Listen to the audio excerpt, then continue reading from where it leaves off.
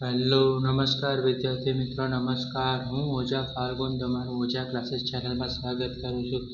તો વિદ્યાર્થી મિત્રો આજે આપણે ધોરણ 10માં ગણિત વિષયમાં આંકડાશાસ્ત્રનો ચેપ્ટર જોવા જઈ રહ્યા છીએ, જેમાં સ્વાધ્યાય 13.3માં મધ્યસ્થનો દાખલો જોવા જઈ રહ્યા છે. તો વિદ્યાર્થી મિત્રો પહેલી વાર આવે તો ચેનલને સબસ્ક્રાઇબ કરજો, વિડીયો પસંદ તો વિડીયોને લાઇક કરજો અને તમારા મિત્રો સુધી આ લિંકને શેર કરજો.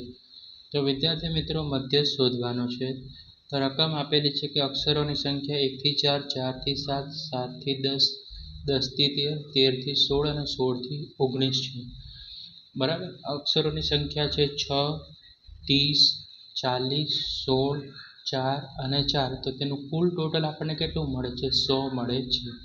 બરાબર. અટકોની સંખ્યાને FI કહેવાશે. હવે સંચય આવૃત્તિ, જેને આપણે શું કહીએ છીએ ઇંગ્લિશમાં CF. બરાબર. તો પહેલી જે આ અટકોની સંખ્યા છે તે એક જ સેમ ટુ સેમ જ આવે, એટલે કે 6 હોય તો 6 આવે. હવે શું કરવાનું? પહેલું અવલોકન 6 છે, એમાં 30ને શું કરવાનું? ઉમેરવાનું. જેમ કે જો તમે જોઈ શકો છો 6 વત્તા 30 કરો તો બરાબર કેટલા થઈ જશે? 36 થઈ જશે. બરાબર વિદ્યાર્થી મિત્રો, આવી જ રીતનું હતું. બરાબર. ઓકે, 36. ઓકે, હવે 36માં 40 ઉમેરો તો કેટલા થઈ જશે? 76 થઈ જશે. ઓકે, 76માં 16 ઉમેરો તો કેટલા થઈ જશે? 76માં 16 ઉમેરો તો 92 થઈ જશે. અને 92માં 4 ઉમેરો તો કેટલા થઈ જશે? 96 થઈ જશે. ઓકે, હવે આ 96 છે, એમાં 4 ઉમેરો તો કેટલા થઈ જશે? 100 થઈ જશે. બરાબર વિદ્યાર્થી મિત્રો. ઓકે, આ જે 100 છે, આ 100 છે, બંને સરખો આવે તો તમારું આ જે ટેબલ છે, જે કોષ્ટક છે, તે સાચું પડે. બરાબર. આવી રીતે તમારે ખાલી સમજાવવા માટે લખ્યું, તમે આવી રીતે જ લખવાનું છે. 36 છે, 76 છે, 92 છે. બરાબર વિદ્યાર્થી મિત્રો, રાઈટ. આવી રીતે પણ લખી શકો છો, તમને જે રીતે ફાવે તે રીતે તમે લખી શકો છો. ઓકે, હવે તમારું n બરાબર કેટલો છે? તો કે n બરાબર કુલ અવલોકન 100 છે. તો n બરાબર 100. બરાબર, કુલ આપણું 100 છે. તો હવે n ના છેદમાં 2 કરીએ તો 100 ને 2 વડે ભાગો તો કેટલા આવે વિદ્યાર્થી મિત્રો? 50 આવશે. ઓકે, 50મું અવલોકન આપણે જોવાનું છે. તો તમે જોશો કે 50મું અવલોકન છે, એટલે કે આ આપણે જોવાનું રહેશે. 76 છે. બરાબર, આપણે એને હાઇલાઇટ કરી નાખીએ જેથી આપણને ખબર પડે. તો તે કેમાં આવેલું છે? 7 થી 10માં આવેલું છે વિદ્યાર્થી મિત્રો. બરાબર, 50 આવ્યું તો આપણે 76 છે. બરાબર, તો 76 છે તે કયા અવલોકનની અંદર આવે? કયા વર્ગ અવલોકનમાં આવે છે? તો કે ભાઈ 7 થી 10માં આવે છે. મધ્યસ્થનો વર્ગ છે તેમાં આવે છે 50.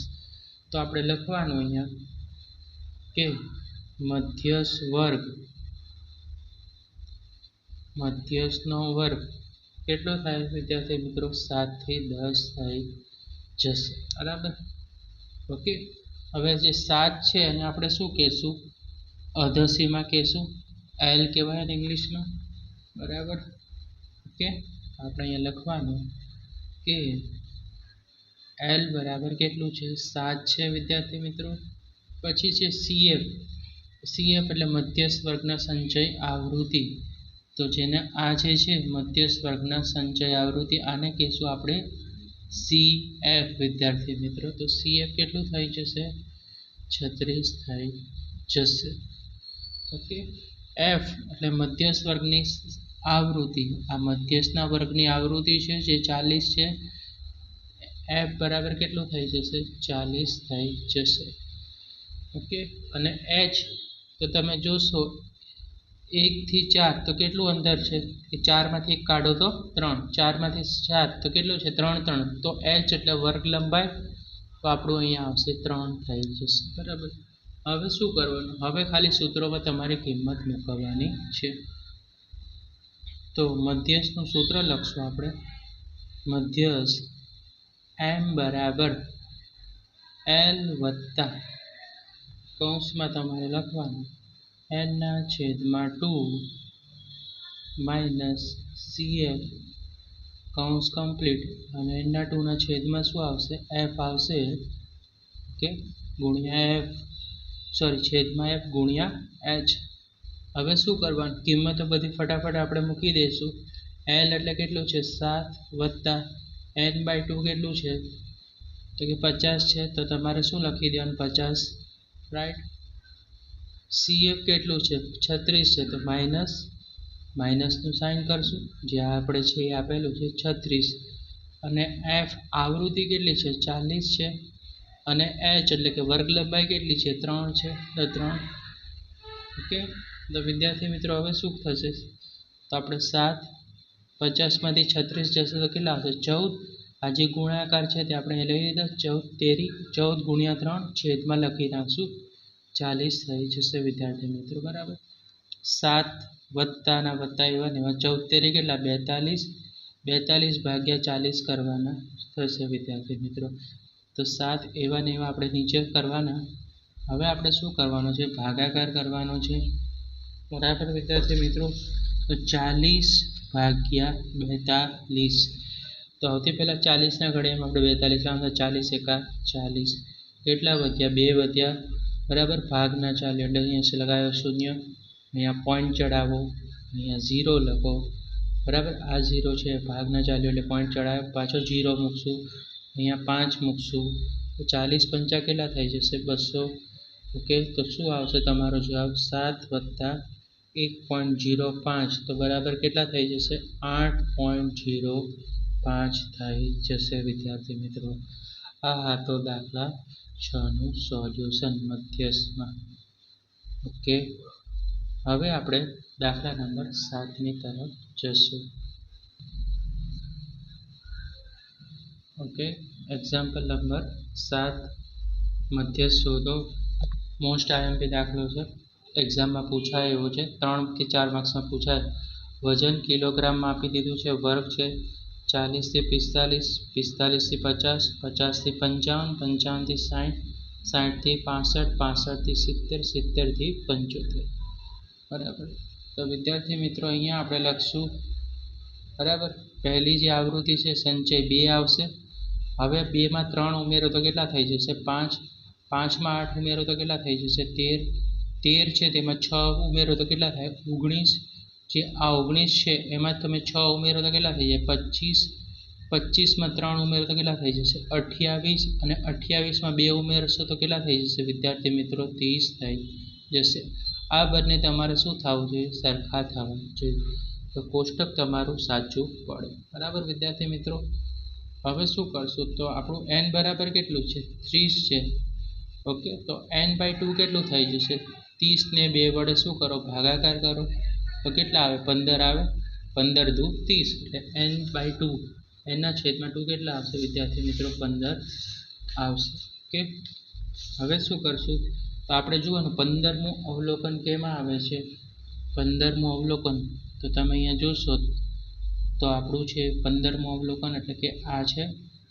ઓકે, આની અંદર આવે 14 થી લઈને 19 સુધીની આવૃત્તિ બધી આની અંદર સમાવેલી છે, સંચય આવૃત્તિ. એટલે આપણે જે મધ્યસ્થનો વર્ગ છે તે કયો મળે વિદ્યાર્થી મિત્રો 55 થી 60 મળે. અને આપણું 55 છે જેને આપણે શું કહેશું અધસીમા કહેશું વિદ્યાર્થી મિત્રો. ઓકે, તો આપણે હવે લખશું કે મધ્યસ્થનો વર્ગ તે 55 થી 60માં છે. ઓકે, તો હવે આપણે લખશું L અધસીમા 55.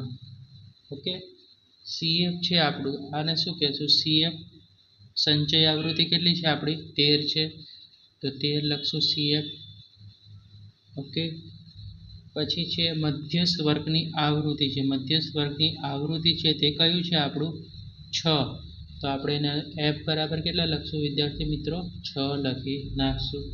અને H 40 થી 45, 45 થી 50 કેટલાનું અંતર છે 5, તો વર્ગ લંબાઈ કેટલી થઈ જશે 5 થઈ જશે વિદ્યાર્થી મિત્રો. ઓકે, હવે આપણે મધ્યસ્થનું સૂત્ર લખવું જરૂરી છે, તો મધ્યસ્થનું સૂત્ર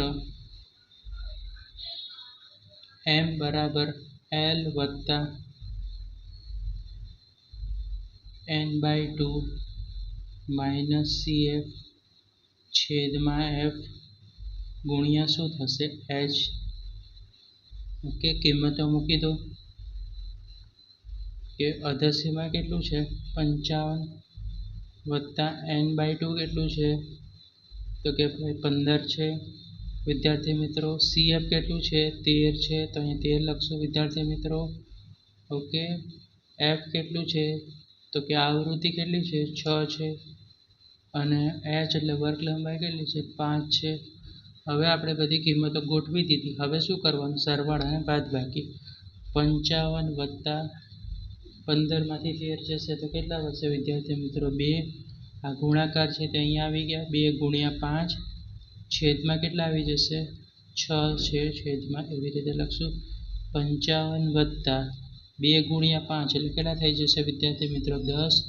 10 ભાગ્યા કેટલા કરવાના 6 કરવાના રહેશે. તો હવે તમારે શું કરશો 6/10. ઓકે. તો સૌ પ્રથમ શું આવશે 6 એકા 6. 10 માંથી 6 ગયા તો 4. પાછા શું લગાવી દઈશું 0. અહીંયા પોઈન્ટ ચડાવી દઈશું. છાએ 36 4 આવ્યો. શું કરશું 0. છાએ 36 રાઈટ 4. પાછું છાએ 36 કન્ટિન્યુ ચાલ્યું રહેશે બરાબર વિદ્યાર્થી મિત્રો. તો જ્યારે 5 કરતાં સંખ્યા ત્રીજી સંખ્યા જોવાનું પોઈન્ટ પછી જો ત્રીજી સંખ્યા 5 કરતાં ઉપર હોય તો એક પોઈન્ટથી શું થાય વધી જશે. તો આપણે લખશું 55 વત્તા 1.67. 55માં 1.67 ઉમેરો તો 56 પોઈન્ટ કેટલા થઈ જશે 67 થઈ જશે.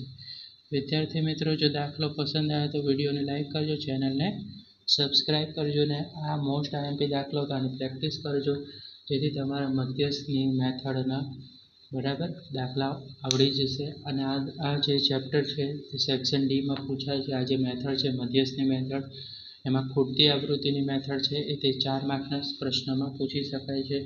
તો વિદ્યાર્થી મિત્રો હવે આપણે નેક્સ્ટ વિડીયોમાં મળશું. Thanks for watching. ઓકે. ચેનલને સબસ્ક્રાઈબ કરી દેજો.